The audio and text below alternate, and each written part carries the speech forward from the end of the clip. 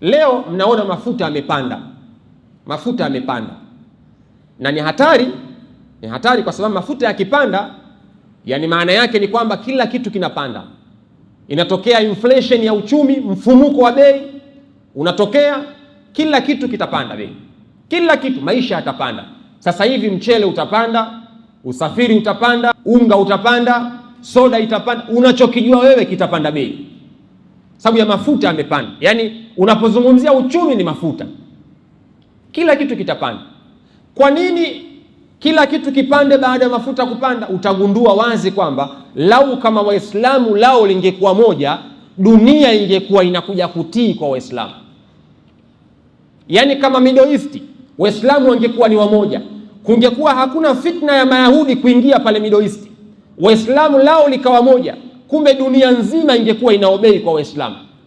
Unachokijua wewe ndani ya Saudia, chochote kile kimeegemezwa kwa Myahudi. Ndio maana leo baadhi ya sheria, tunaamini Saudia ni dola ya Kiislamu, lakini kuna baadhi ya sheria zinapitishwa ziko nje ya mifumo ya sheria za Kiislamu, nje ya sheria za Kiislamu.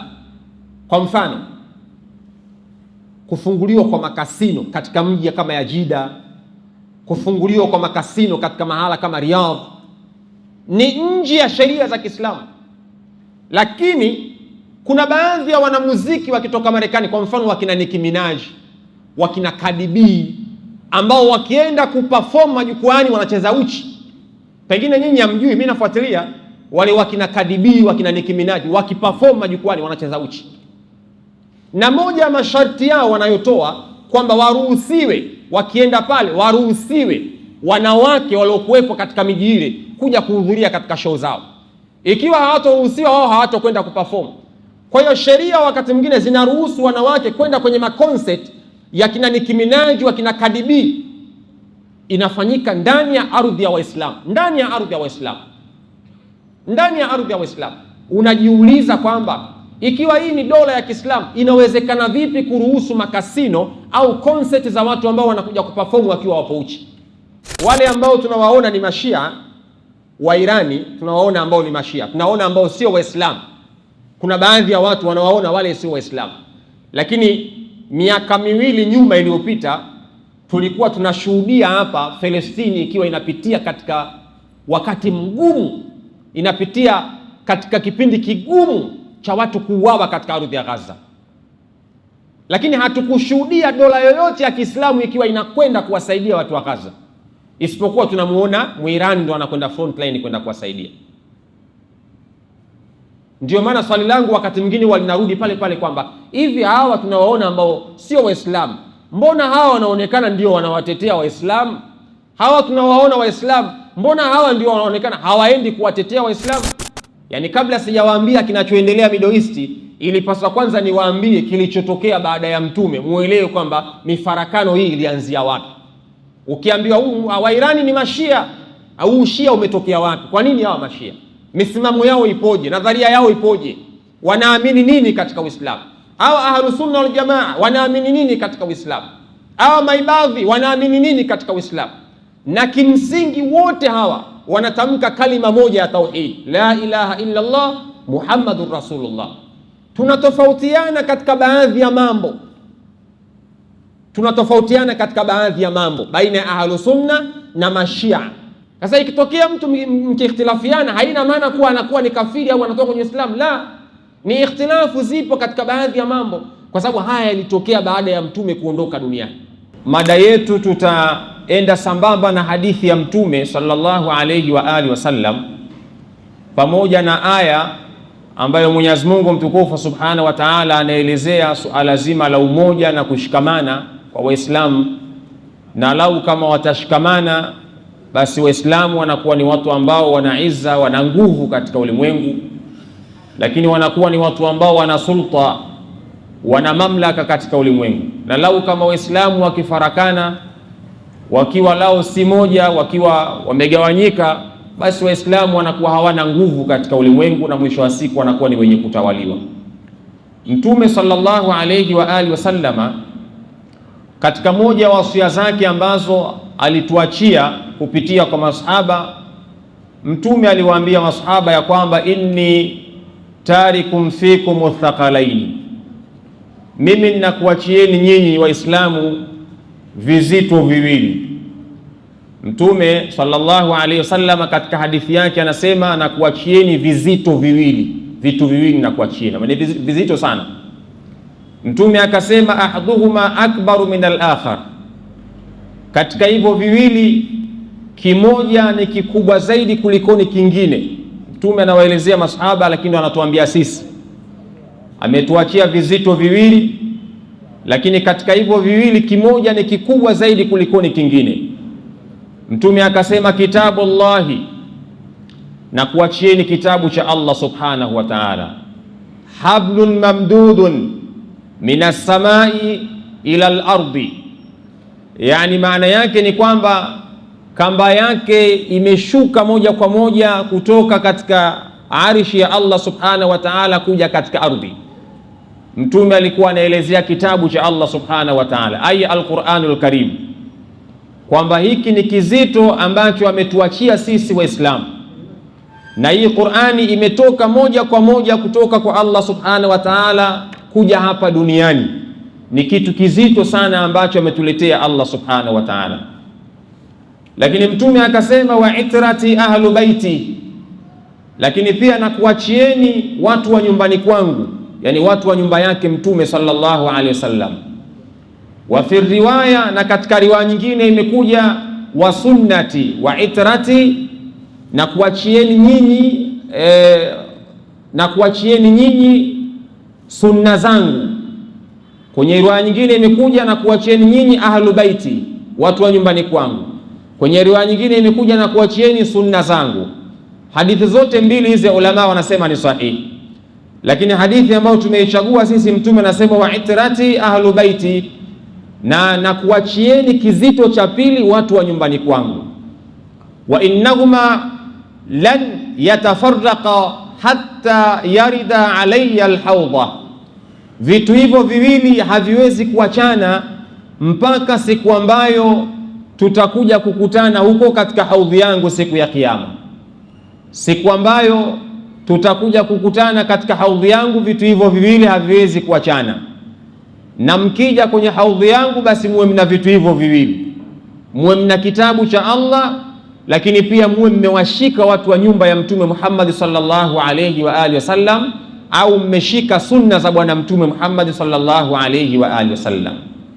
Sasa kimsingi Mtume wakati anaondoka ametuachia kitabu chake, ametuachia al-Qur'an al-Karim, ametuachia kitabu cha Allah, lakini pia ametuachia sunna zake, ametuachia mwenendo wake, au ametuachia watu wa nyumbani kwake ambao wanamjua sana Mtume sallallahu alayhi wa alihi wasallam. Waislamu wakishikamana na vitu hivi viwili kamwe hawawezi kupotea. Katika riwaya nyingine imekuja lan tadhillu ba'di, mkishikamana na vizito hivi viwili kamwe hamwezi kupotea.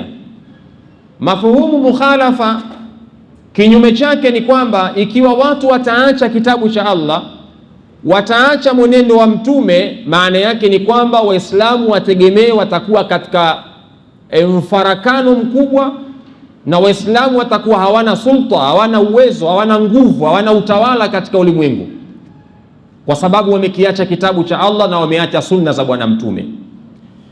Na katika aya Mwenyezi Mungu anasema wa'tasimu bihablillahi jami'an wa la tafarraqu, shikamaneni katika kamba ya Allah subhanahu wa ta'ala.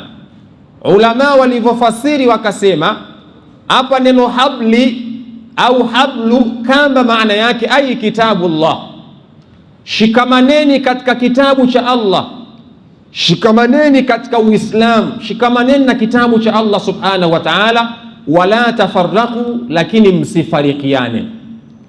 Kwa hiyo unaweza ukaona hadithi ya Mtume ametuachia kitabu cha Allah, ametuachia na mwenendo wake, na Mwenyezi Mungu anakuja kutuonyesha kwamba wa'tasimu bihablillahi jami'an, shikamaneni katika kamba ya Allah subhanahu wa ta'ala, ai katika kitabu cha Allah, mkishikamana nacho iko wala tafarraqu, na wala msifarikiane. Kwa hiyo maana yake ni kwamba msingi wa Waislamu ni kitabu cha Allah subhanahu wa ta'ala. Ikiwa watu watakiacha kitabu cha Allah, maana yake Uislamu lazima utakwenda kombo. Ndugu zangu, mifarakano tunayoiona leo duniani ilianza baada ya kufariki Bwana Mtume Muhammad, japokuwa Waislamu wengi hawalijui hili, lakini mifarakano tunayoiona leo ilianza tu baada ya kufariki Bwana Mtume Muhammad. Leo Waislamu wamekuwa hawana nguvu kwa sababu wamegawanywa katika mtindo wa madhhab, kwamba huyu madhhabu yake itakuwa ni salaf, huyu madhhabu yake itakuwa ni pengine ni sufi, huyu madhhabu yake utaambiwa ni ibadhi, huyu utaambiwa ni shia, huyu utaambiwa ni kadha. Tumegawanywa katika madhhab kiasi ambacho Waislamu ikapelekea tukawa hatuna nguvu ya pamoja, tukawa tupo katika makundi mbalimbali. Sasa hili jambo lilitokea baada ya Mtume Muhammad sallallahu alaihi wasallam kufariki. Palitokea fitna kubwa mpaka ikapelekea masahaba wakauana wao kwa wao. Bali ukisoma katika historia utakuja kuona Waislamu walipigana vita vinavyoitwa Bukaa Jamal au Bukaatu Jamal. Kulipiganwa vita vinaitwa vita vya Jamal, vita vya ngamia. Waislamu waliuana takriban 15,000 baina ya masahaba kwa masahaba, waliuana wenyewe kwa wenyewe. Bali ukisoma katika historia utakuta kuna vita vinaitwa Bukaa Sifin au Ghazwat Sifin. Ni vita ambavyo Waislamu waliuana, walikufa watu 70,000, ni baina ya Waislamu kwa Waislamu. Na vita vyote hivi walivyokuwa wanapigana ni vita ambavyo vilikuwa vinaongozwa na masahaba. Yani kundi hili lilikuwa ni kundi la masahaba na kundi hili lilikuwa ni kundi la masahaba, na wakawa wanapigana. Kwa hiyo mifarakano hii ilianza tu baada ya Mtume sallallahu alayhi wa alihi wasallam kuondoka duniani, na hakuna fitna kubwa iliyoingia katika Uislamu kama fitna ya kisiasa na fitna ya kimadaraka. Yani baada ya Mtume kuondoka duniani, fitna kubwa iliyokuja kuukabili Uislamu ilikuwa ni fitna ya kisiasa, lakini pia kulikuwa na fitna ya kimadaraka. Yani kuna watu waliokuwa wanataka madaraka, kuna mwingine hataki kumtii kula bai'a kwa fulani kwamba mimi sikubali huyu kuwa kiongozi wangu. Kuna mwingine anasema hapana, fulani kauawa, kwa nini kauawa? Pengine kundi fulani ndio limemuua. Kwa hiyo kulikuwa na masuala ya kisiasa pia yalikuwepo ndani yake, mpaka ikapelekea Waislamu wakauana wao kwa wao. Kwa hiyo ukisoma katika historia, baada tu ya Mtume sallallahu alayhi wa alihi wasallam kuondoka duniani, kwanza kulianza kutokea uasi. Yani wakati wa khilafa ya Abubakar kuna watu walifanya uasi, kuna watu wakatoka katika Uislamu, walirtadi wakatoka katika Uislamu. Ndio ile aya Ijumaa iliyokuwa naisema, wama Muhammadun illa rasul qad khalat min qablihi rusul afa immata au qutila inqalabtum ala aqabikum. Waislamu walitoka katika Uislamu katika vita vya Uhud baada ya kusikia Mtume amefariki. Basi baada ya Mtume kufa kweli, wapo masahaba ambao walitoka kwenye Uislamu. Sasa wale waliotoka kwenye Uislamu wakawa hawataki kulipa jizya, wakawa hawataki kulipa kodi katika dola ya Kiislamu. Ikabidi Abubakari akaanza kupigana vita na murtadin, na masahaba ambao wamertadi akaanza kupigana nao vita. Kwa hiyo kulitokea uasi kwanza baada ya Mtume kufariki. Mifarakano ilianza hapo. Khilafa ya Abubakari ilikuwa ni khilafa ambayo haina raha kwenye uongozi wake. Aliongoza lakini Waislamu wakiwa lumwage, Waislamu wakiwa wana mapote, mafungu. Yani kuna watu ambao walitoka kwenye Uislamu, na wale waliotoka kwenye Uislamu wakawa wanaupiga vita Uislamu. Na Abubakari kwenye uongozi wake wakawa hakubali kwamba ikawa na yeye anawapiga vita wale murtadin, na wakawa wanakataa kulipa jizya. Kwa hiyo pakawa na vita ya baina ya Waislamu na wale ambao waliokuwa wameasi katika Uislamu. Lakini baada ya hapo vikatokea vita vinaitwa vita vya Jamal. Kama nilivyowaambia, ilikuwa ni mwaka 656 Hijiria, baada ya Mtume kufariki sallallahu alayhi wa alihi wasallama. vilitokea vita, Waislamu walipigana, kulitokea pande mbili. Upande mmoja ulikuwa ni upande wa Ali bin Abi Talib ambaye ni ammi yake na bwana Mtume Muhammad. Kama tunavyofahamu, Mtume baba yake ni Muhammad bin Abdullah. Abdullah amezaliwa na Abu Talib ambaye ni baba yake na Ali bin Abi Talib, baba mkubwa na mdogo. Yani Ali na Mtume ni baba mkubwa na mdogo. Baba yake Mtume alikuwa ni wa mwisho na baba yake Ali alikuwa ni mkubwa. Kwa hiyo baba yake Ali na baba yake Mtume baba mmoja. Kwa hiyo vita hii ya Jamal ni vita ambayo ilipiganwa upande mmoja akiwa anaongoza Ali ambaye ni ammi yake na Mtume, na Ali amemuoa Fatima bintu Rasulillah ambaye ni mtoto wa bwana Mtume Muhammad, na Fatima amezaa watoto, amezaa na Ali bin Abi Talib. Vita hii iliongozwa na Ali upande mmoja. Upande wa pili wa Waislamu, vita yake ilikuwa inaongozwa na watu watatu. Kwanza ni mama Aisha radhiyallahu anha wa arda, ambaye mama Aisha alikuwa ni mke wa bwana Mtume Muhammad. Unaona hii fitna ilivyokuwa kubwa, ilikuwa ni vita ya ngamia inaitwa, na imeitwa vita ya Jamal kwa sababu vita hii wakati inapiganwa mama Aisha alikuwa katika juu ya ngamia, ndio maana ikaitwa Buqa'atu Jamal au Ghazwat Jamal. Mama Aisha alikuwa anapigana akiwa yupo juu ya ngamia. Kwa hiyo upande mmoja Ali bin Abi Talib anaongoza vita, ammi yake na Mtume, mkwewe.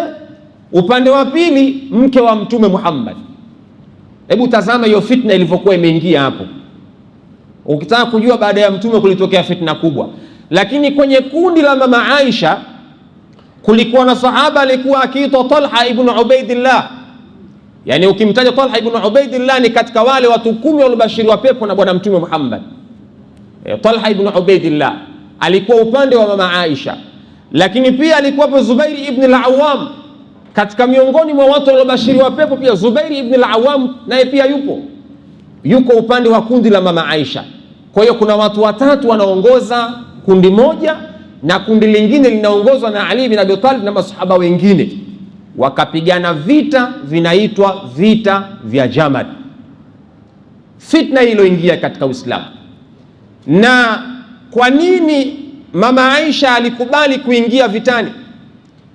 Kulitokea fitna ya kuuawa kwa khalifa aliyekuwa akiitwa Uthman ibn Affan.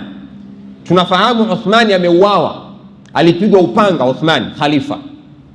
Baada ya kuuawa khalifa Uthman, fitna iliyokuja ni kwamba ikatakiwa watajwe wale ambao waliokuwa wamemuua Uthman, kwamba ni nani aliyekuwa amemuua Uthman. Na kimsingi ni kwamba Uthman ameuawa na kundi la masahaba. Huo ndio ukweli, japokuwa watu wengi hawataki kusema ukweli huu, lakini ukweli ni kwamba Uthman ambaye alikuwa ni khalifa, ndio rais wa Waislamu kwa wakati ule, aliuawa na kundi la Waislamu, kwa sababu Uthman ameuawa kwenye ikulu, kwenye palace. Ameuawa kwenye sehemu ambayo ni makazi ya kiongozi. Yaani sawasawa leo unapozungumzia ikulu, kisha kiongozi akaenda akauawa ndani ya ikulu, na Uthman alikuwa analindwa, si kana kwamba alikuwa alindwi. Kwa hiyo waliomuua Uthman walikuwa ni watu katika kundi la masahaba. Sasa mama Aisha akawa anasema kwamba haiwezekani tukaanza kuendesha dola bila ya kutaja wale ambao waliomuua Uthmani ni nani, kisha qisas, adhabu isimame juu yao. Akasema hili jambo haliwezekani. Ali msimamo wake ukawa Ali bin Abi Talib ambaye alichukua ukhalifa kwa Uthman ibn Affan.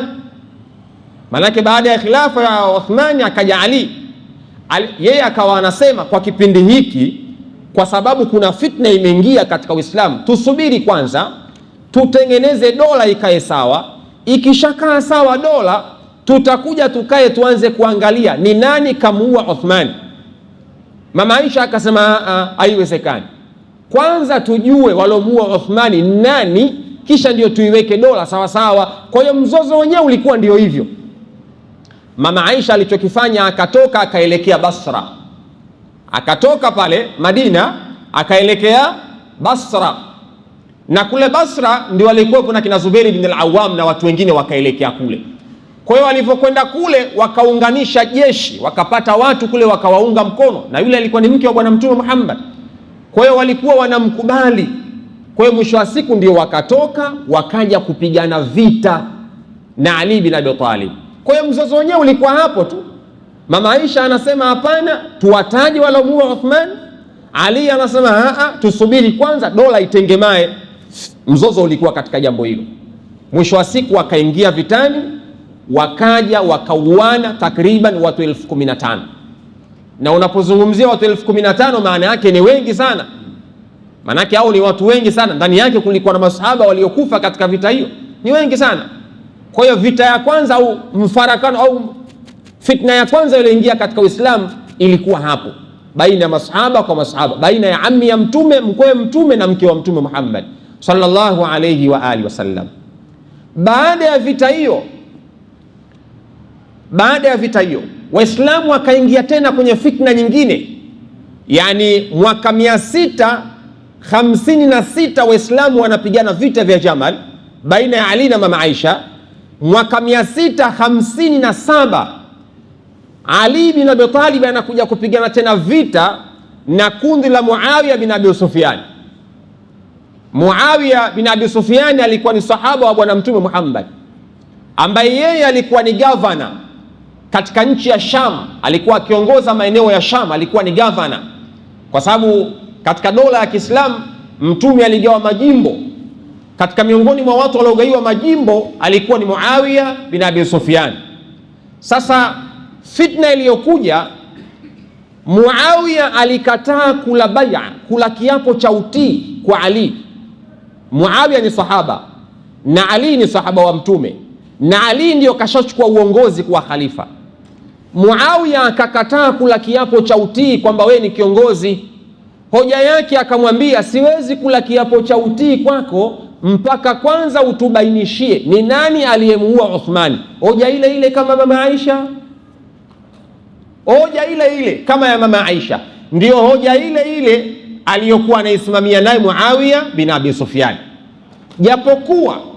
Japokuwa kulikuja na fitna ya kwamba Ali alikuwa anataka kumuondoa kwenye ugavana Muawiya bin Abi Sufyan. Kulikuja taarifa ya kwamba Ali anataka kumuondoa kwenye ugavana Muawiya bin Abi Sufyan, lakini Muawiya akasema, mimi siwezi kukukubali wewe kama kiongozi mpaka kwanza utubainishie ni nani aliyemuua Uthman bin Affan. Dhana iliyokuwepo ni kwamba inavyoonekana Ali ndiye aliyekula njama za kumuua Uthman na watu wake ili yeye achukue ukhalifa.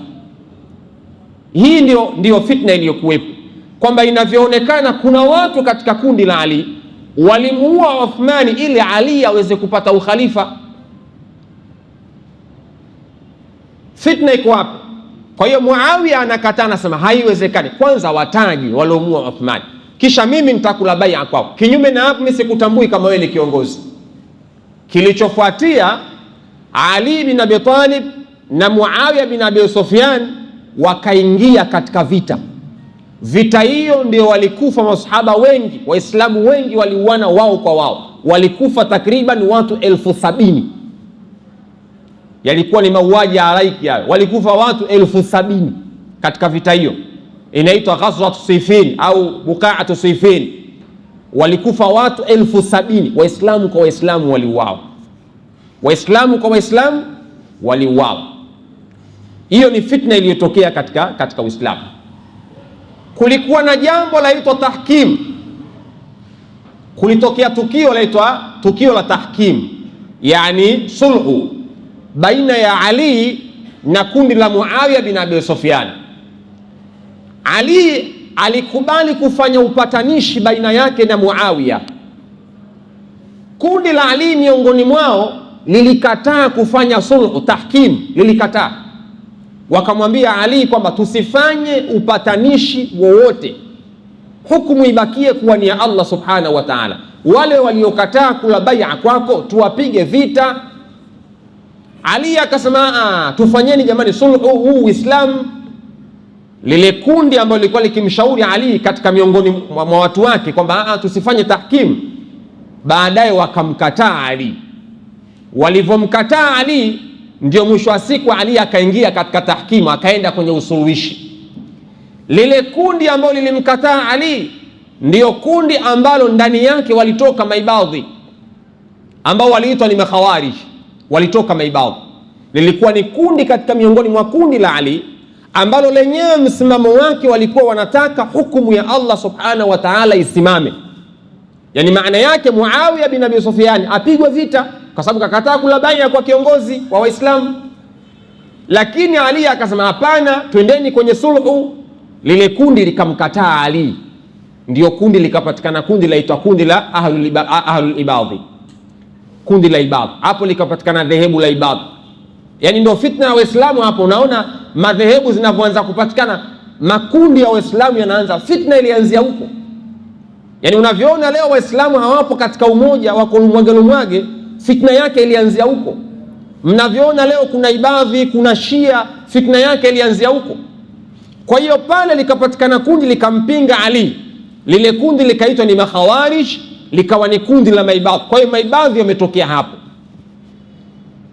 maibadhi wametokea hapo. Ukisoma katika tarikhu Damashki, tarehe hii inaelezewa hivyo hivyo ninavyoelezeni kwamba maibadhi kundi lao limetokea hapo.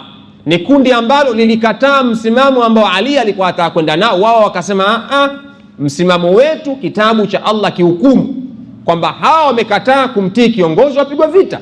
Ali akasema twendeni kwenye sulhu. Na kwa hakika maibadhi walikuwa sawa, kwa sababu Ali alipokubali kwenda kwenye tahkim, mwisho wa siku wale watu kumbe walikuwa wanamhadaa Ali. Wale watu walikuja kwa lengo la kufanya sulhu, kumhadaa Ali. Mwisho wa siku Ali akafanya sulhu, kumbe walimhadaa. Mwisho wa siku akaingia vitani, wakina Ali wakapigwa. Kwa hiyo wale msimamo wao kwamba tuingie vita tukapigane nao walikuwa wapo sahihi. Maibadhi wakajitenga na Ali, likapatikana kundi hilo. Ali akabakia na wafuasi wake. Wale wafuasi wa Ali ndio wakawa wanaitwa Mashia. Mashia, Shia maana yake ni kundi. Kwa hiyo kikapatikana kitu kinaitwa Shi'atu Ali, kundi la Ali, kundi la Ali, wakapatikana Mashia. Ndio maana unaona Mashia msimamo wao ni kumfuata Ali na hawakubali khilafa nyingine yoyote isipokuwa khilafa ya Ali, kwa sababu ni kundi ambalo lilibakia na Ali. Kwa hiyo wakamkataa Muawiya bin Abi Sufyan, wakamkataa mama Aisha, wakakataa kundi la makhawarij ambao ni maibadhi alitokea huko. Wao wakabakia na Ali peke yake, wakawa wanaamini kwamba huyu ndio kiongozi. Wakapatikana Mashia pale ndani yake. Muawiya bin Abi Sufyan naye akakataa kula kiapo cha utii kwa Ali, kule nako akawa na kundi lake, kule nako akawa ana kundi lake. Kwa hiyo hapa pakapatikana makundi mengi. Kwa hiyo mnavyosikia leo kwamba hawa Mashia, hawa Ahlus Sunna wal Jamaa, makundi haya yametoka wapi? Makundi haya kiini chake hasa yametokea hapa. Mfarakano ulianzia hapa, fimbo msagulano ilikuwa hapa, mpaka leo mnaona Uislamu hautengemai. Makundi yalianzia hapa. Sasa kimsingi ni kwamba makundi yote haya yalikuwa yameshikamana na msimamo wa maswahaba. Yani waliokuwa wanamfuata Ali, Mashia, ni watu ambao walikuwa wanamfuata sahaba wa Mtume. Waliokuwa wanamfuata Muawiya bin Abi Sufyan, ambao asilimia kubwa ni Ahlus Sunna wal Jamaa, ni sahaba wa Mtume Muhammad. Waliokuwa wanamfuata mama Aisha, ni mke wa Mtume Muhammad. Zubair ibn al-Awwam ni sahaba wa Mtume Muhammad. Hawa makhawarij na wenyewe maibadhi ni watu ambao wametokana na masahaba wa bwana Mtume Muhammad. Kwa hiyo ukisoma katika historia, makundi yote haya asili yake yametokana na masahaba wa bwana Mtume Muhammad. Sasa inabakia tu kwa mtu mwenyewe khiari yake kwamba mimi nafuata mtazamo wa aina gani, mimi nafuata mtazamo wa aina gani. Lakini kimsingi ni kwamba mgogoro wa Waislamu ulianzia katika sura au picha ya aina hiyo. Sasa Mashia wao wamekwenda mbali zaidi. Mashia wamekwenda mbali zaidi. Mashia wao wanaamini kwamba khilafa baada ya Mtume ilipaswa awe ni Ali. Wao wanaamini hivyo, wao wanaamini hivyo. Mashia wanaamini hivyo kwamba khilafa baada ya Ali, khilafa baada ya Mtume ilipaswa kuwa awe Ali, na wanasema kwamba mtume alimbai, yani maana yake katika sehemu wanapita Ghadir Khum, mtume alimnyanyua mkono Ali kwamba ikiwa mimi, yani mtume akasema ikiwa mtu yoyote kwamba mimi ni bwana wake, basi na Ali naye ni bwana wake. Wenyewe wanasema hadithi hii ilikuwa inalenga kwamba Ali atakuwa ni khalifa baada ya mtume. Mashia wanasema hivyo, lakini Ahlus Sunna wal Jamaa wanasema hapana. Kama ilikuwa kuna mtu anastahili kuwa khalifa baada ya mtume ni Abubakar, kwa sababu wakati mtume anaumwa aliyemwamuru aende akasalishe watu alikuwa ni Abubakar. Kwani Ali hakumuona? Ali alikuwepo, Uthmani alikuwepo, Umar alikuwepo, lakini kwa nini mtume akamwambia Abubakar nenda ukawasalisha watu, na Abubakar akaja akawasalisha watu? Ahlus Sunna wanaamini kwamba ni ishara mtume alikuwa anaonyesha kwamba baada yangu mimi huyu ndo atakuwa imamu, huyu ndo atakuwa kiongozi. Na baada ya kufariki mtume, masahaba walikwenda kukaa wakakutana baina ya muhajirina na ansar kwamba ni nani atakuwa kiongozi baada yetu. Mashia wanaamini hakuna ukhalifa wa kuchaguana. Ukhalifa ni ule ambao mtume kautangaza, kwamba hawaamini kama mtume kafariki bila ya kumwacha kiongozi. Mashia hawaamini hilo, wanaamini kwamba mtume alishamtangaza kiongozi kabla ya kufariki kwake.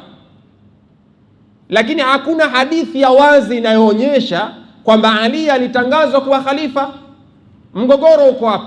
Kwa hiyo baada ya kufariki mtume, masahaba walikutanika sehemu wanapaita Saqifatu Banu Sa'ida. Saqifatu Banu Sa'ida, Waislamu au masahaba walikutanika wakaenda kumchagua kiongozi. Ni nani atakuwa kiongozi baada yetu? Walikubaliana kwa pamoja kwamba kiongozi atakuwa ni Abubakar Siddiq. Wote wakakubaliana kwamba kiongozi atakuwa Abubakar Siddiq. Lakini kuna mgogoro uliokuja baada ya Abubakar Siddiq kuwa khalifa. Mgogoro wenyewe uliokuja, mtume aliacha shamba mahala panaitwa Fadak. Aliacha shamba lile, bibi Fatima ilikuwa anataka kurithi mali ya baba yake. Alikuwa anataka kurithi mali ya baba yake.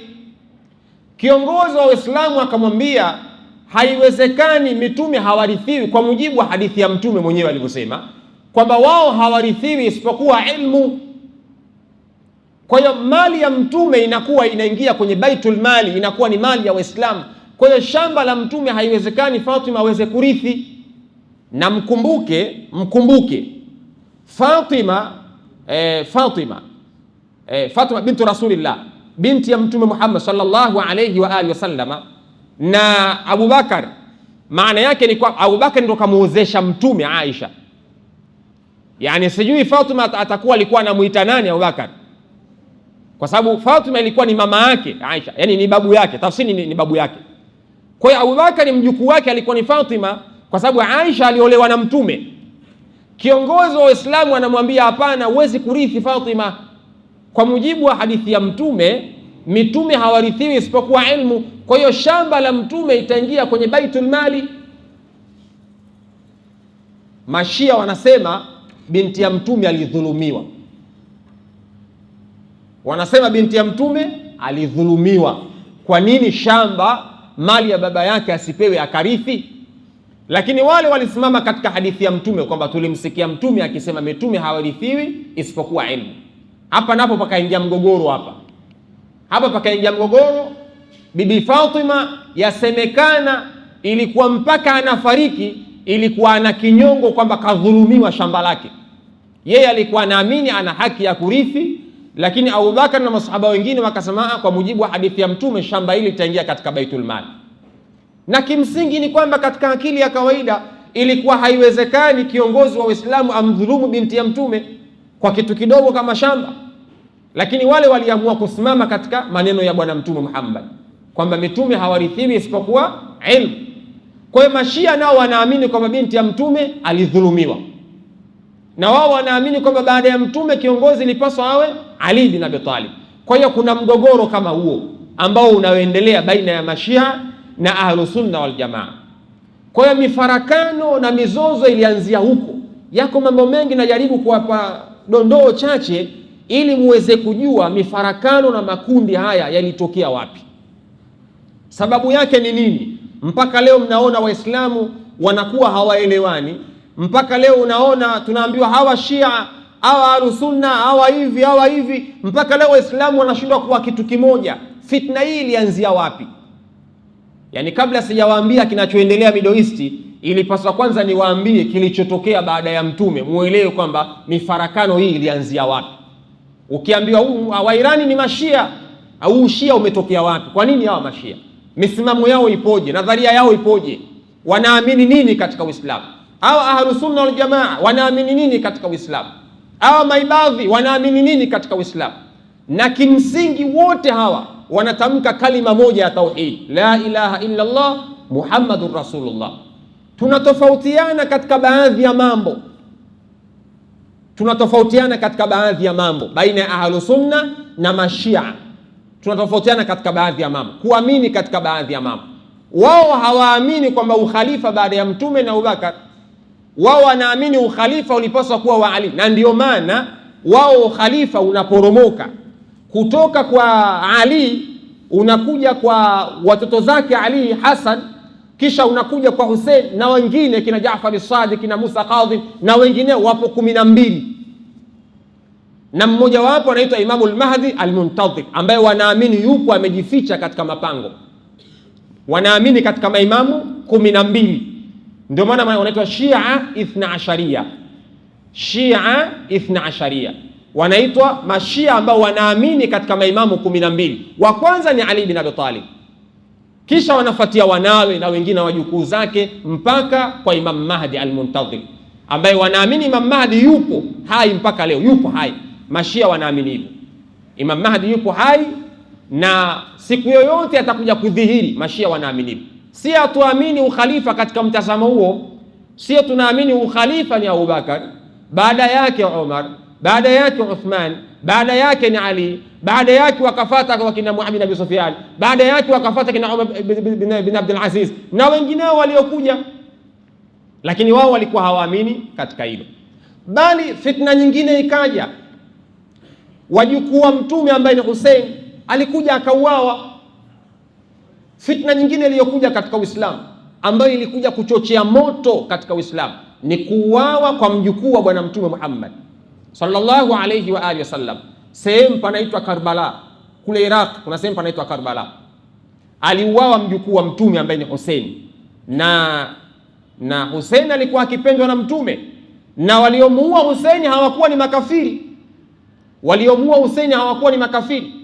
Waliomuua Hussein ni kikundi katika miongoni mwa vikundi vya Muawiya bin Abi Sufyan, bali wanawachuoni wa historia wanasema alikuwa ni Yazid bin Muawiya ambaye ni mtoto wa Muawiya bin Abi Sufyan ndio alomuua Hussein.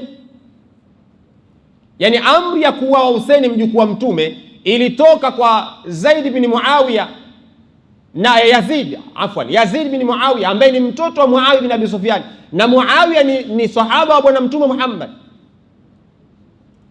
Muawiya alikuwa na mtoto alikuwa akitwa Yazid bin Muawiya. Yazid bin Muawiya asemekana ndo alomuua Hussein ambaye ni mjukuu wa Bwana Mtume Muhammad. Hapa napo fitna ikazidi kuchochewa katika Uislamu, kwamba inawezekana vipi huyu mtoto wa sahaba anakuja kumuua mjukuu wa Bwana Mtume Muhammad, na hao wote ni Waislamu. Inakuwaje mjukuu wa Mtume anakuja kuuawa? Na katika tukio lile la kuuawa kwa familia ya Mtume, sehemu panaitwa Karbala, yani kizazi cha Mtume, katika miongoni mwa waliopona pale walipona watu wawili. Siku wanafariki kile kizazi cha Mtume, maanake Hussein alitoka na watu wake mpaka Karbala Iraq, alikwenda mpaka Iraq na alikataza usiende, kuna fitna huko, lakini akaenda. Na alipokwenda kule pale mahala alipokwenda kuuawa, hakuuawa peke yake.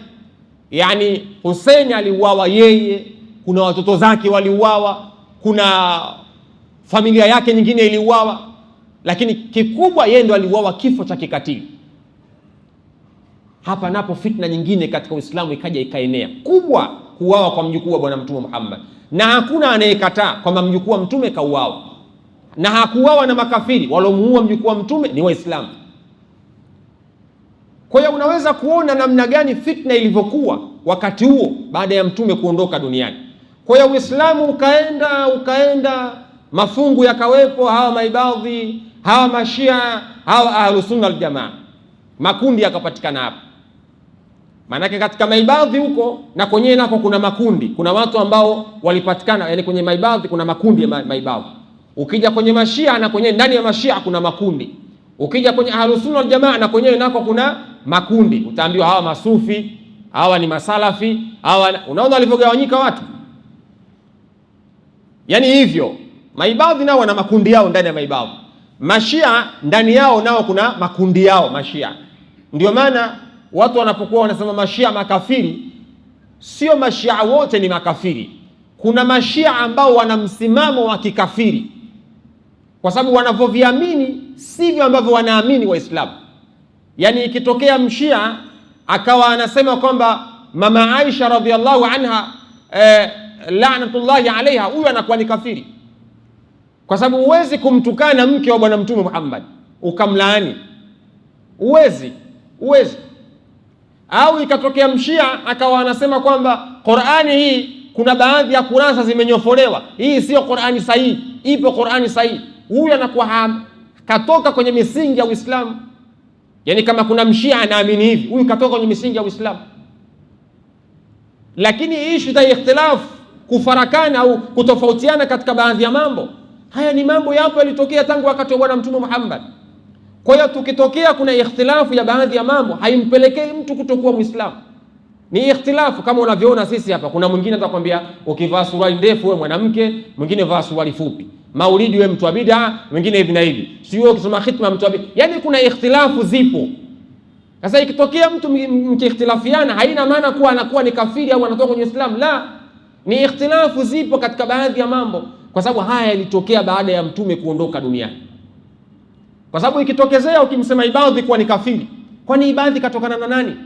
Na kundi la masahaba. Kwa nini awe kafiri? Ukisema Muawiya kuwa ni makafiri, manake mashia nao wanaamini kwamba Muawiya ni kafiri. Ukisema kuwa Muawiya ni kafiri, ni sahaba, kwamba kakosea. Je, wao mashia hawakukosea? Kwa hiyo utakuja kuona kuna ikhtilafu, haipasi mtu kumkufurisha mtu mwingine. Sasa haya yaliyotokea ndio mwisho wa siku mnaona leo Waislamu wameshindwa kuwa kitu kimoja. Sasa kinachotokea Middle East, kinachotokea Mashariki ya Kati, ni conclude hapa katika mada yangu. Kinachotokea Mashariki ya Kati, mataifa kama Saudia, taifa kama Qatar, taifa kama Bahrain, taifa kama Iraq na baadhi ya mataifa mengine, UAE, United Arab Emirates, na mataifa mengine ya Kiarabu, ni mataifa ambayo kwa asilimia kubwa kuna ahlu sunna wal jamaa. Kwa mfano Saudia ni taifa ambalo ndani yake kuna ahlu sunna wal jamaa, most of them, yani wengi katika wao ni ahlu sunna wal jamaa ambao tunafanana nao katika misimamo. Lakini suali la kujiuliza, mbona hawa ambao tunafanana nao katika misimamo, mbona hawaonekani kwa mstari wa mbele katika kuweza kutetea Uislamu au kutetea baadhi ya mambo ya Kiislamu yanayoendelea katika ardhi ya Middle East? Unajua kuna kitu kimoja watu hawajui. Ukiusoma ufalme kuanzia kwa King Fahd mpaka huyu bwana mdogo Crown Prince Muhammad bin Salman wa sasa hivi anayekuja, ukiwasoma historia yao, wale sio wenyeji wa Makka na wala sio wenyeji wa Madina. Ukiwasoma historia yao, sio wenyeji wa Makka na wala sio wenyeji wa Madina. Ukisoma katika historia, wenyeji wa Madina na Makka wanajulikana ni wakina nani. Ukisoma katika historia, yani ukimtafuta King Fahd Muhammad bin Salman wa sasa hivi, huwezi kumkuta kama ni katika miongoni mwa Banu Hashim, huwezi ukaambiwa pengine huyu ni Mkuraishi, huwezi kuambiwa hivyo. Na wenyeji wa Makka na wenyeji wa Madina wanajulikana. Huwezi kuambiwa pengine Muhammad bin Salman pengine ametokana na kabila la Khazraj, ametokana pengine na Aus, ametokana, huwezi kuambiwa hivyo. Hawa wametoka wapi?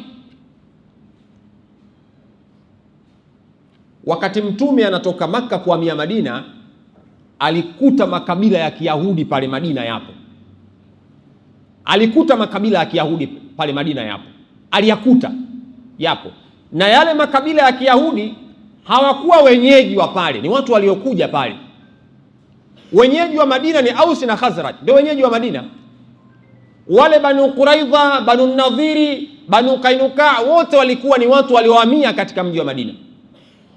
Wale walikuwa ni Mayahudi, na ukisoma katika historia ukoo wa kifalme wa Kisaudia, ukoo wa kifalme wa Kisaudia ni ukoo uliotokana asili yake na koo za Kiyahudi zilizokuwa katika maeneo ya Madina na Makka.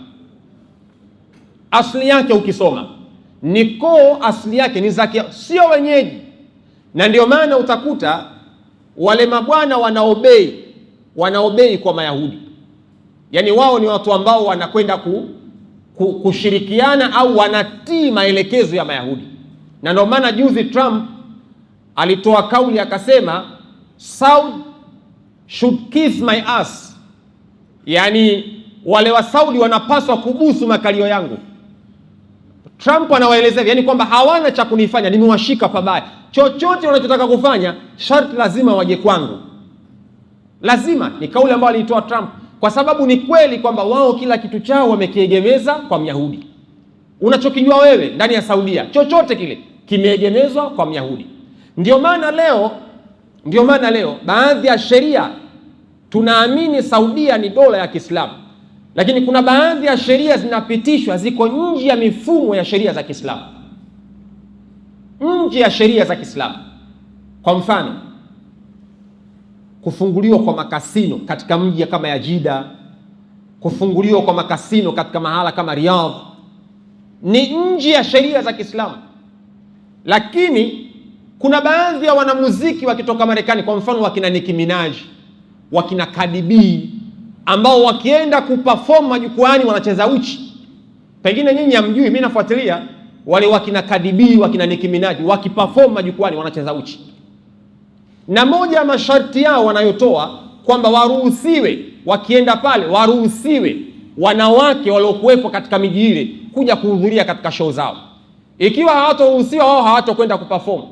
Kwa hiyo sheria wakati mwingine zinaruhusu wanawake kwenda kwenye maconcert ya kina Nicki Minaj, wakina Cardi B, inafanyika ndani ya ardhi ya Waislamu, ndani ya ardhi ya Waislamu, ndani ya ardhi ya Waislamu.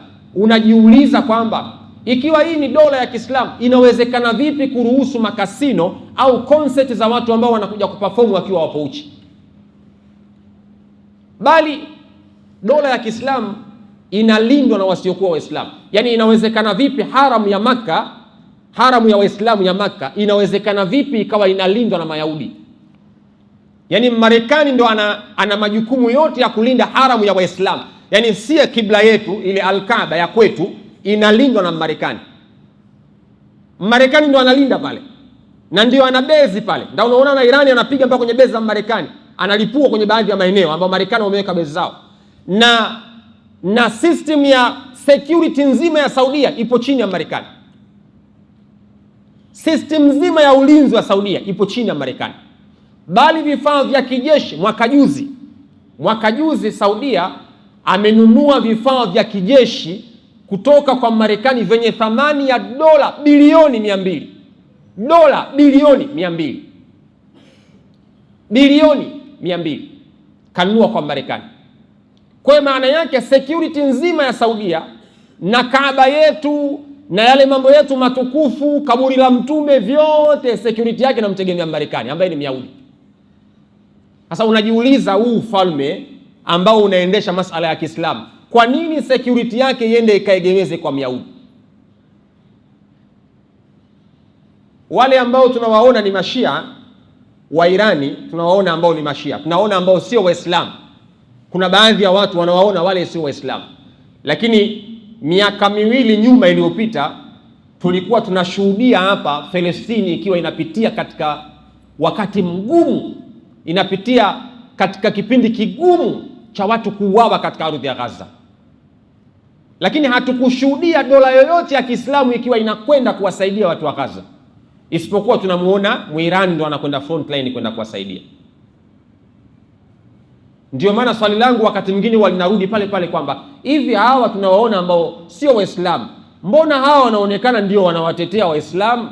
Hawa tunawaona Waislamu, mbona hawa ndio wanaonekana hawaendi kuwatetea Waislamu? Sasa Waislamu tulipoachana, tukaanza kupandikiziwa fitna ya chuki baina yetu, mwisho wa siku tukakosa nguvu. Leo mnaona mafuta yamepanda, mafuta yamepanda, na ni hatari, ni hatari kwa sababu mafuta yakipanda, yani maana yake ni kwamba kila kitu kinapanda. Inatokea inflation ya uchumi, mfumuko wa bei unatokea, kila kitu kitapanda bei, kila kitu, maisha yatapanda. Sasa hivi mchele utapanda, usafiri utapanda, unga utapanda, soda itapanda, unachokijua wewe kitapanda bei sababu ya mafuta yamepanda. Yani unapozungumzia uchumi ni mafuta, kila kitu kitapanda. Kwa nini kila kitu kipande baada ya mafuta kupanda? Utagundua wazi kwamba lau kama Waislamu lao lingekuwa moja, dunia ingekuwa inakuja kutii kwa Waislamu. Yani kama Middle East Waislamu wangekuwa ni wamoja, kungekuwa hakuna fitna ya Mayahudi kuingia pale Middle East. Waislamu lao likawa moja, kumbe dunia nzima ingekuwa inaobei kwa Waislamu.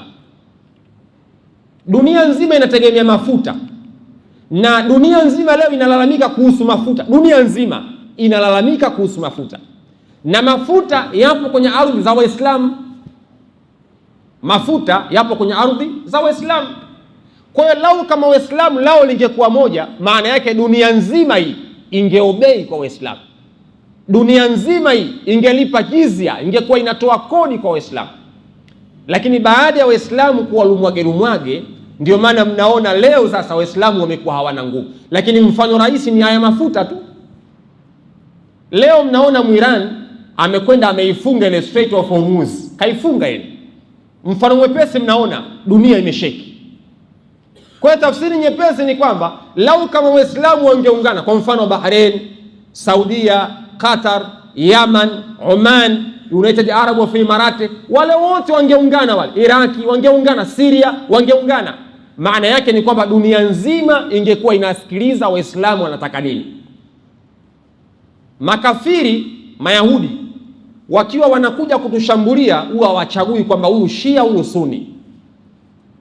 Wao huwa hawaje wafanyi kwamba huyu Shia mshambulieni, huyu Sunni. Wao wakija kutushambulia, wanatushambulia kama Waislamu. Sisi wenyewe Waislamu tunabaguana, huyu Shia, huyu Ibadhi, huyu Ahlusunna, huyu Salafi, huyu Sufi, sisi wenyewe kwa wenyewe. Ila wale maadui wakija wanatujumuisha. Shida inaanzia hapo. Kwa hiyo haya mnaoyaona leo ni funzo. Lau kama Waislamu lao lingekuwa moja, dunia hii ingekuwa inaendeshwa na Waislamu. Ndio maana ile aya Mwenyezi Mungu aliposema barakna haulahu, tumevibariki vilivyokuwa pembezoni mwake. Vilivyobarikiwa pembezoni mwa msikiti wa Aqsa ni rasilimali zilizokuwa pembezoni mwa msikiti wa Aqsa. Yani ukizungumzia nchi zote zina mafuta zile. Yani ukizungumzia Saudia ina mafuta, ukizungumzia Bahrain ina mafuta, ukizungumzia Qatar ina mafuta, ukizungumzia Lebanoni na mafuta, ukizungumzia Syria na mafuta, ukizungumzia Iraki na mafuta. Kila kitu kipo pale Middle East. Waislamu lao lingekuwa moja, leo Waislamu wangekuwa wanaongoza dunia. Lakini leo Waislamu wamemwagika, hawapo pamoja, ndio mnaona mtihani huu leo mnauona katika dunia. Tumegawanywa Shia, Ibadhi. Leo Muirani anamshambulia adui ambaye ni Myahudi, anatokea mjinga mmoja anakwambia unajua kati ya wale Mashia na wale Mayahudi bora Mayahudi. Yani mtu wakati mwingine unajiuliza huyu ana akili timamu?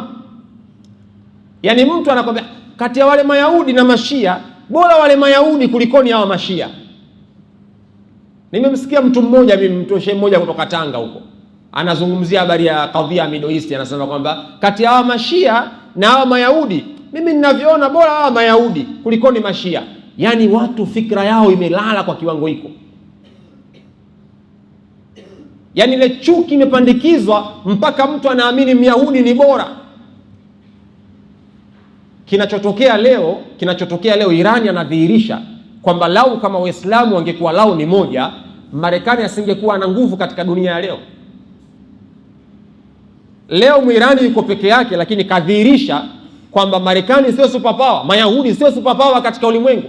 Sikwambii kama wangeamua kuungana wale Waislamu wote wa Middle East, nchi za Kiarabu, kwamba lao lingekuwa moja, dunia ingekuwaje? Muirani yuko peke yake, lakini kaonyesha dunia, na hakuna mtu yoyote anayeweza kwenda kuifungua Strait of Hormuz. Hakuna anayeweza kwenda kuifungua, hakuna. Marekani kashindwa, na baada ya wiki 3 anaondosha wanajeshi wake, wanaondoka, kashindwa. Leo Trump nilikuwa namsikiliza anasema kwamba mimi naondosha vifaa vyangu na askari wangu, kila mmoja atajua mwenyewe, kila mmoja atajua mwenyewe. Mimi mafuta ninao nyumbani kwangu, ila nyinyi ambao hamna mafuta mtajua wenyewe. Shida na matatizo katika dunia hii siku zote na miaka yote inasababishwa na Mayahudi.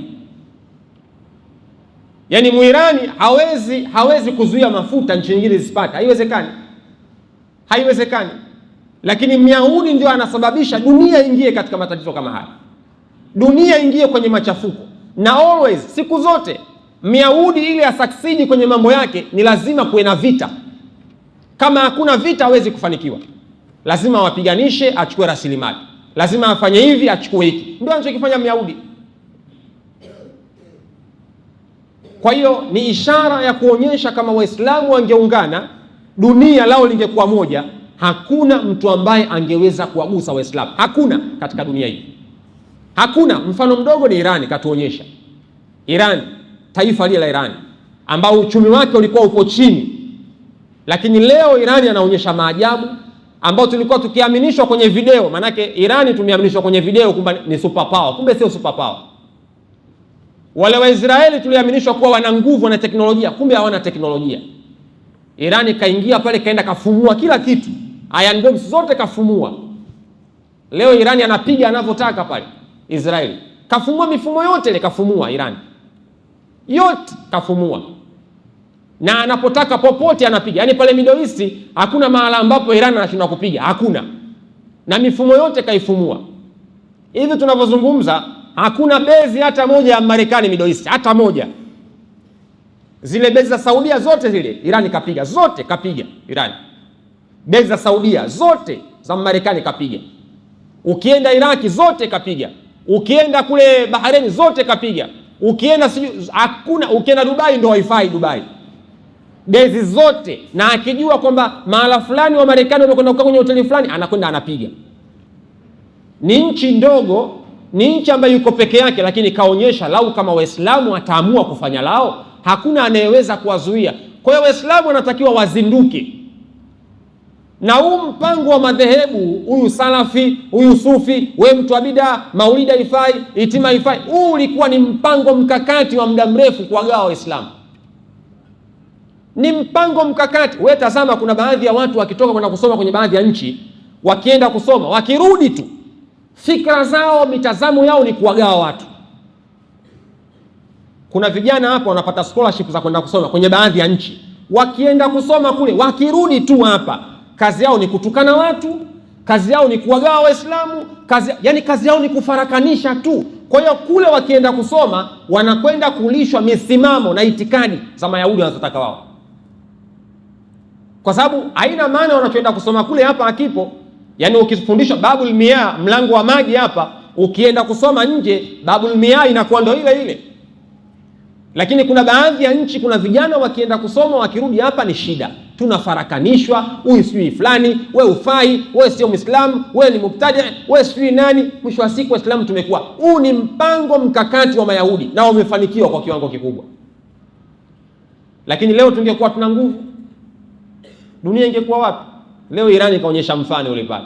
Sasa tazama wale vibaraka wale wa Saudia, tazama wale vibaraka wa Bahrain, tazama wale vibaraka wengine. Ndio kila siku nawaambia Waarabu, lau siku ikitokea wakazinduka katika usingizi waliokuwa nao, siku ikatokea wakazinduka, hii dunia inarudi katika mikono ya Waislamu. Hii dunia inarudi katika mikono ya Waislamu. Siku ikitokea Waarabu wakazinduka, wakatoka kwenye ule usingizi waliokuwa nao, hii dunia inarudi katika mikono ya Waislamu. Lakini kama Waarabu watabakia katika mtazamo ule na wakawa wanaendelea kuwekewa vibaraka kwenye tawala zao, Uislamu huu kupata nguvu tusahau, labda kwa rehema ya Allah subhanahu wa ta'ala. Kwa sababu Waislamu ndio tumeushika uchumi wa dunia. Tumeushika uchumi wa dunia. Waislamu tumeushika uchumi wa dunia. Kwa sababu mafuta ya kwetu, na dunia uchumi ni mafuta. na mafuta ni ya kwetu Waislamu. Kama letu lingekuwa moja, dunia ingekuwa ni ya kwetu. Hakuna mtu ambaye angeweza kuwa juu zaidi ya Waislamu, hakuna. Lakini leo tazama tulivyokuwa lumwage. Kwa hiyo huu ndio mtazamo wa namna hali ilivyotoka baada ya Mtume, mifarakano, furqa na yanayoendelea leo duniani. Akitokea mtu akwambia wale Irani mashia wale hivi na hivi, huyo bado yani kuna fikra imemuingia, anatakiwa afanye brainwash. Yani kuna brainwash atakiwa ifanyika, asuguliwe ubongo wake, usuguliwe mpaka ukae sawa, ili ajue dunia ipo katika mtazamo wa aina gani. Hatupo kwenye habari ya ushia na usuni, yani tutoke huko kwanza. Kweli tunakhtilafiana katika baadhi ya mambo sisi kama Waislamu, lakini when it comes habari ya Uislamu letu yatakiwa iwe ni moja, sio kuangalia yule Shia, huyu Salafi, huyu Sufi. Linapokuja jambo la Uislamu letu yatakiwa liwe moja. Ndio maana wakiwa wanakufa watu Gaza, haitaki kusema wale watu fulani, wanaokufa ni Waislamu. Yatakiwa letu liwe moja. Tukishakuwa letu baadaye tunakuja, wewe sasa unaamini hivi, wewe unavaa swali ndefu, kitma haram, hao ni ya kwetu ndani sasa. Lakini tukija nje yatakiwa letu liwe, kwa sababu wale wakija hawaji kutushambulia kama huyu Salafi, huyu Shia, wanakuja kutushambulia kama Waislamu. Kwa hiyo kimsingi ni kwamba inapaswa tuwaombee dua wale wa Irani. Wale wa Irani wale inapaswa tuwaombee dua. Tena tuwaombee dua sana. Kwa sababu amekuja kudhihirisha baina ya maji na mafuta. Amekuja kumwaibisha Marekani, amekuja kumwaibisha Myahudi. Kwa hiyo anapaswa aombewe dua. Na hakuna anayeweza kufanya vile zaidi ya yeye. Hakuna anayeweza kufanya vile zaidi ya Muirani. Peke yake ndo anaweza. Na hii inaonyesha kwamba wale watu wapo sawa. Hawana unafiki ndani yake, hawana. Wale wapo sawa wale. Na lau kama wangekuwa wanafiki wale, leo Irani isingekuwa vile. Uzuri wa Irani huwa viongozi wake hawatengenezi chawa. Unajua ukiwa kiongozi inatakiwa utengeneze kiongozi, usitengeneze chawa. Sisi asilimia nyingi tunapenda kutengeneza chawa, hatupendi kutengeneza viongozi. Wale Irani unaweza ukamua Khamenei akaja mwingine akawa zaidi ya yule. Ukimwole Mujitaba atakuja mwingine zaidi. Yaani wale wametengeneza viongozi. Kwa kila anayekuja pale ni kiongozi. Si hapa asilimia nyingi tunakuwa tunachawa. Kiongozi akishakuwa kiongozi apende kumtengeneza kiongozi mwingine, anapenda atengeze chawa, awe anamsifia, anampamba. Wale Irani wametengeneza watu. Walikuja wakaondoa utawala wa kifalme ule, ulivyoondolewa utawala wa kifalme wakaweka utawala uliokuwa imara. Ndio maana unaona wale wana misingi yao, wanatembea kwenye misingi yao. Ndio maana utakuta hata waziri huwezi kumkuta anaishi kwenye maisha ya kifahari. Huwezi kumkuta waziri wa Iran anaishi maisha hayo. Utamkuta yuko mtaani, anafundisha chuo kikuu. Yaani maisha yake ni ya kawaida. Yaani wale ni viongozi. Ukiwa kiongozi maana yake unatumikia taifa. Sikwambii ule utawala wa kifalme wa Kisuudia kwamba akifa baba anakuja mtoto, akitoka mtoto anakuja mjukuu, wanarithishana. Kule hakuna mfumo huo. Ni mfumo uliowekwa kwamba akitoka kiongozi anakuja kiongozi, akitoka kiongozi anakuja kiongozi. Wanaamini kwamba huyu ni kiongozi sahihi. Sasa wale watakiwa waombewe dua. Watakiwa waombewe dua sana, kwa sababu wale wakishinda ile vita, wakifanikiwa, Uislamu utapata sharafu katika dunia. Na wale puppets, wale vibaraka wale wa Waarabu wale watapata aibu kubwa sana. Aibu kubwa sana. Kwa sababu hata hii vita inayoendelea sasa hivi baina ya Israeli na Marekani na Iran, wale Waarabu walitoa trilioni 21 kumpa Marekani. Trilioni 21. Trilioni 21 kwenye hii vita. Trump anasema trilioni 21. Unajua wale wa Saudia na wale wengine wanamtazama Muirani kama tishio kwao pale Middle East. Kwa hiyo sio kama Trump anatumia pesa yake, ni pesa iliyotoka kwa Arabu. Unaona wale jamaa walivyokuwa vibaraka wa ajabu. Ni pesa iliyotoka kwa Waarabu. Ndio unaona Trump na ameongea hivyo Trump kwamba sio pesa ya Wamarekani, ni pesa iliyotoka kwa Waarabu. Wamechanga, wamempa. Ndio anakwenda kupigania vile vita. Haya kiko wapi? Kwa hiyo Waislamu inatupasa letu tuungane liwe moja. Tusiachane. Kweli ukisoma katika historia kulitokea mizozo na mifarakano, lakini mifarakano hili ilitokea haikuwafanya Waislamu lao lisiwe moja. Linapokuja jambo letu la Uislamu, letu liwe moja. Inshallah tuadhini baada ya adhana inshallah tamalizia dakika 2 tuingie katika sala inshallah. Kwa kumalizia, tumeona mfumuko wa bei za mafuta kama tulivyoona tangazo leo kwamba mafuta yamepanda bei sana. Tafsiri yake ni kwamba kila kitu kitapanda. Tafsiri yake ni kwamba kila kitu kitapanda. Na sababu ya kupanda kwa mafuta ni kufungwa kwa Strait of Hormuz. Ndio sababu ya kupanda kwa mafuta, kwa sababu meli haziwezi kuvuka. Ni kaeneo kadogo sana, lakini ako kaeneo ndio njia ya meli nyingi kupita kwa ajili ya kusafirisha mafuta duniani. Kwa hiyo pakifungwa hapo, maana yake mafuta yanakuwa hayawezi kwenda popote duniani. Kwa hiyo ndio maana unaona mafuta yamepanda duniani kote, mafuta yamepanda, sio Tanzania tu, kila sehemu mafuta yamepanda. Sasa tumuombe Mwenyezi Mungu kwanza hii vita imalizike, kwa sababu hii vita ikiendelea, sisi ambao ni malofa tutaathirika kwa kiwango kikubwa sana, tutaathirika kwa kiwango kikubwa sana hii vita ikiendelea. Na mimi niliwaambia watu siku moja kwamba yule mzee aliyemuua yule alikuwa na busara sana.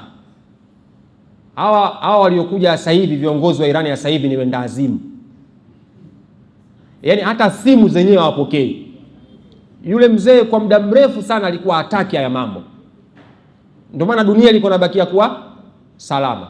Sasa walipomuua ndio shida yote hii imeanza kuingia. Kwa hiyo ikiendelea ile hali, hatuishabiki kuendelea ile hali ya vita, lakini ikiendelea ile hali, maisha yetu yatakuwa magumu sana. Leo mafuta yamepanda 1000 na, lakini not my words. Chukua haya maneno yangu, nakwambia baada ya mwezi mmoja, ile vita ikiendelea mwezi mmoja mbele, mafuta yatafika 5000 katika nchi hii. Yatakuja kufika 5000, kwa sababu hakuna aliyetegemea kwa mafuta yanaweza kupanda 1000 na ghafla namna hii. Kwa hiyo ikiendelea mwezi mmoja mbele kidogo tu, mafuta yale yatapanda zaidi ya 5000. Na mafuta yakipanda zaidi ya 5000, kwa sisi malofa Tanzania, kama sisi malofa tutaishi maisha magumu sana, maisha magumu sana, kwa sababu kila kitu unachokijua kitapanda bei. Mfumuko wa bei utakuwa ni mkubwa sana. Sasa mimi nitoe ushauri tu, kwa sababu tumeona serikali imetangaza kwamba imepandisha bei ya mafuta. EWURA wametangaza bei ya mafuta imepanda kufikia 3000 na kwa Dar es Salaam hapa, na baadhi ya mikoa 4000 na. Unajua kuna baadhi ya wakati lazima umfikirie mwananchi wa chini zaidi. Anayeumia sio Oilcom, anayeumia sio Lake Oil, anayeumia ni raia wa chini, kwa sababu ndio mlaji wa mwisho. Yaani wewe unaweza ukaona kama anayekomolewa ni yule wa juu. Yule mafuta akiwa shida, yule anapandisha bei. Akipandisha bei, yule mwenye daladala atakwenda kununua mafuta, kwa atakwenda kununua tu. Akishanunua naye atapandisha nauli. Anayekwenda kupanda daladala ni wewe, ndio unayeumia wewe, mtu wa mwisho. Kwa hiyo mzigo wote ule unakuja kwako. Wote ule mzigo unakuja kwa raia wa chini wa kawaida. Kwa hiyo serikali lazima ije na mpango maalum wa kuhakikisha kwamba raia wake hawaingii katika dhiki na tabu hii ya mfumuko wa bei, mfumuko wa vitu. Yaani lazima ukiangalia katika mafuta kuna kodi zinafika 20. Kodi zipo 20. Yaani raia unapoenda kununua mafuta pengine let's say labda lita moja 3000. Kodi unayolipa kwenye mafuta yani 40% mpaka 50. Yani 1400 mpaka 1500 wakati mwingine unalipa kodi. Kodi tu zile ambazo unalipa. Sio export levy, sio nini, yani zote hizo unalipa. Raia unalipa hizo. Sasa wakati fulani kumpunguzia mzigo raia wa kawaida, ni vizuri kuna baadhi ya kodi kuziondoa. Kumpunguzia mzigo huyu raia wa kawaida wa chini. Sio kung'ang'ania na kodi zile. Kuna vitu vingi utaweza kupata kodi, lakini sio lazima mafuta, ambao raia wengi maskini wa kawaida wanategemea maisha yao ya kuunga. Mafuta yakipanda, maana yake huyu mtu shida kwake. Kwa hiyo mwisho wa siku lazima serikali nayo ishauriwe kwamba ipunguze baadhi ya kodi kwenye mafuta kwa kuwapunguzia mzigo raia wake. Kwa sababu hali ikibakia kuwa hivi, kila kitu mabwana nawaambieni kitapanda bei. Mimi leo nimeingia Shell 1050 ulikuwa unapata lita takriban 17, kwa unapata lita 17. Leo nimeingia Shell nimepata lita 13. Lita 5 nzima, lita 4 nzima. Lita 4 nzima. Yaani mpaka imefika mahala sasa hichi kikopo changu na kukipaki nyumbani. Kwa sababu hali ishakuwa mbaya. Kwa hiyo mwisho wa siku lazima serikali iangalie namna gani inaweza ikapunguza kodi ili kuwapunguzia mzigo raia wake. Lakini pia tuendelee kuomba dua ile vita iweze kuisha. Ikiendelea ile mabwana, mwezi mmoja tu mbele tumekwisha. Mwezi mmoja tu mbele ukiendelea, tutatafutana humu ndani. Na kila mmoja anakuja kuswali, mwingine anasonya kwenye sala, mwingine atakuwa nyumbani anakuwa mkali, yani kila mmoja aliyekuwa humu ndani. Sababu kila kitu unachokijua wewe, yani unga itafika mahala kilo moja leo unanunua 2000, itafika mahala kilo moja itakuwa ni 4000. Leo mchele unanunua 3500, mchele utakuwa ni 7000. Yani kila kitu kitapanda bei. Chumvi unanunua 200, chumvi itakuwa 500. Kila kitu kitapanda bei. Itafika mahala kutoka Tegeta mpaka Moroko 700 itakuwa na ule 1400. Kama ilivyotokea Oktoba 29, Shell zikafungwa, ilikuwa kutoka Tegeta mpaka Kinondoni bodaboda 30,000. Sasa mafuta akiwa hamna ndo hali inakuwa vile. Yaani kwamba kila kitu kina shoot. Kwa hiyo ni jambo la kumuomba Allah hii vita ikome ishe, lakini pia kuiomba serikali kuona namna gani inaweza ikapunguza kodi ili raia wake wa chini waweze kuepukana na hali ngumu ya ukame wa maisha ambao unakuja huku mbele. Kwa sababu kuanzia kesho au kesho kutwa utaona vitu vitaanza kupanda bei. Nyanya, bamia, mchele, kila kitu sokoni vitaanza kupanda bei. Kila kitu. Nauli daladala pengine kuanzia wiki ijayo, kila kitu kuna mkoa, kila kitu kitapanda bei. Kwa nini? Mafuta hakuna. Kwa inshallah tumuombe Allah subhanahu wa ta'ala tujalie min alladhina sami'una alqawla fattabi'una ahsana. Rabbana atina fid dunya hasana wa fil akhirati hasana wa qina adhaban nar wa adhabad dayn wa adhabal qabri wa adhab yawm alqiyamah. Wa sallallahu ala sayyidina Muhammad wa ala alihi wa sahbihi wa sallim walhamdulillahi rabbil alamin.